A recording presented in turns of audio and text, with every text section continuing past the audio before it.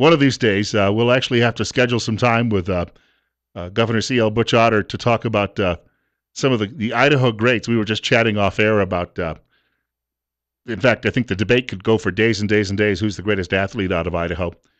But that's for another day, because today we're talking it's a bit follow-up on his State of the State address the other day and some of the education issues that he has proposed, which obviously are important to parents around the state and also important to parents of those kids who are also going off to secondary education. There's two components to all of this. It's 9:42. It's 31. Bill Colley with you as well on News Radio 1310 KLIX and newsradio1310.com. But first of all, Governor, welcome back.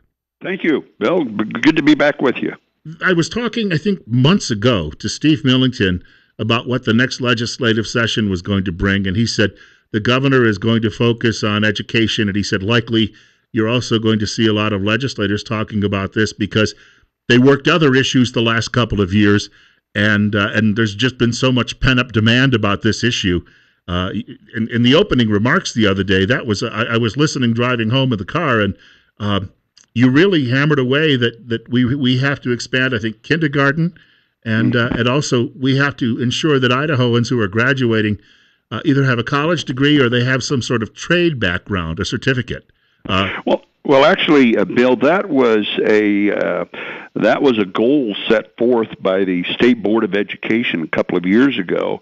That by the year 2020, we want 60% of the citizens of the state of Idaho between the ages of 25 and 34 to have either a college degree or some kind of a professional technical certification, like a welder or a plumber, those kind of things. You know, we recognized when we went through the exercise right there in your town with Chobani and some of those other companies, how important it is to build a workforce for some of these new companies that are wanting to come in, and to build a workforce for the companies that are here that want to expand. And so it's been reported by the Department of Labor that by the year 2020, we're going to be short if with our present record of graduates and present record of degree holders in Idaho and certification of some professional technical skill, that we're going to be 95,000 people short by the year 2020 for what business and industry is going to require.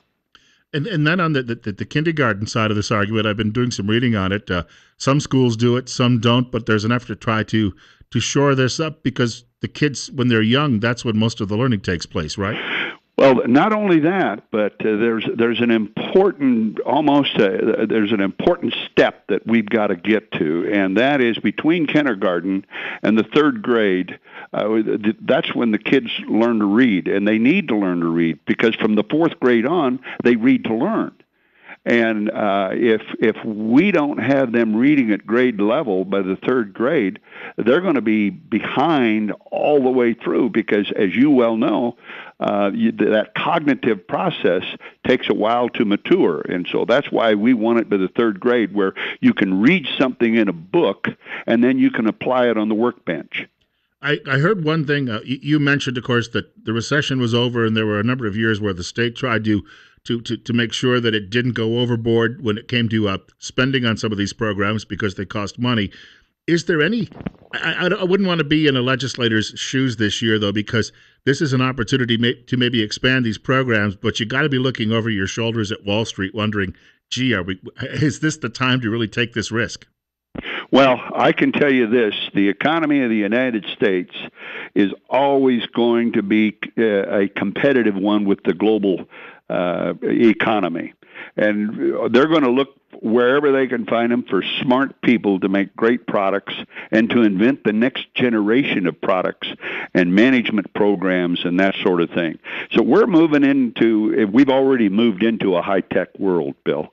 You go into a sawmill today. When I was in college and I was working a green chain line in a sawmill during the summer months, why, there is no green chain line anymore. There is no shadow line where there was a bunch of strings up there that a light shown down on a log, and it'd tell you where you could cut for a 2x6 and a 2x8. It's all done by computer. They can cut a straight board out of a crooked log today, and it's all done by computer. And so, with that sawyer that was riding the saw in order to set the saw blades in the right place. He was probably one of the highest paid people in the log mill, and he was making $20,000 a year. These folks that are running those now make $80,000 and $100,000 a year. I know you don't want to be partisan necessarily, but it always surprises me because this is an issue I hear from the Democrats that we need to do more of this, and yet after you made these proposals, it wasn't good enough, apparently. What's your response? Well, they haven't done their homework. Where I've been the most criticized is in the funding for the discretionary funds at the school level back up to 25,000 plus per classroom unit. And the reason, Bill, I say they simply haven't done their homework is because we moved during the recession and during our recovery, and with the task force recommendation, we moved some of those costly items that were being paid for with discretionary funds to a different fund.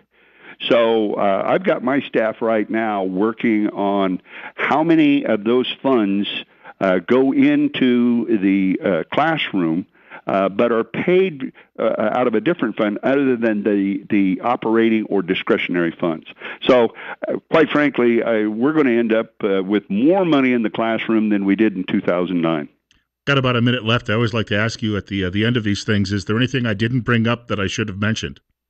Well, I hope for a short session. I would tell you, for the most part, the Magic Valley delegation has been very, very supportive, and we're looking for a short session because the leadership that we get from there, with it's Bed Key or Maxine Bell, Fred Wood, that whole Lee Hyder, the whole bunch. Has just been very, very good at sitting down and discussing and saying, if we can't do it this way, Governor, can we do it this way? And we'll work these things out, and we'll get our work done and get out of town. I know they appreciate the mention.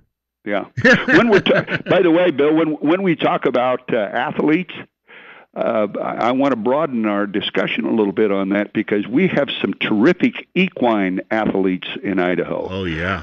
Some of our horses that are born and bred right here in Idaho, have been stellar performers, whether it's in the cutting horse, roping, race horses, you name it. The equine industry in Idaho is a big industry.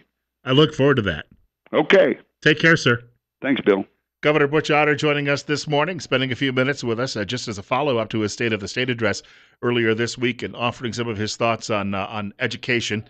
You heard the speech, the address right here the other day, in fact, Monday afternoon on News Radio 1310 KLIX and newsradio1310.com. If you were wondering what we were having a discussion in during the commercial break before we went on air over who was the all-time greatest Idaho athlete, and so we got into some names. Harmon Killebrew came up, as well as Jerry Kramer, and you could probably toss a few more in there too as well, and there will be more on the way. And I said to him during the commercial break, one of these days you got to come in and we'll actually do a sports segment like that on the air, which would be a really nice change for the governor because he doesn't have to be always on talking about political issues.